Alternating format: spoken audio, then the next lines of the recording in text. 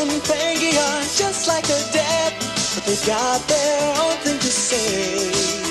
And together with their friends,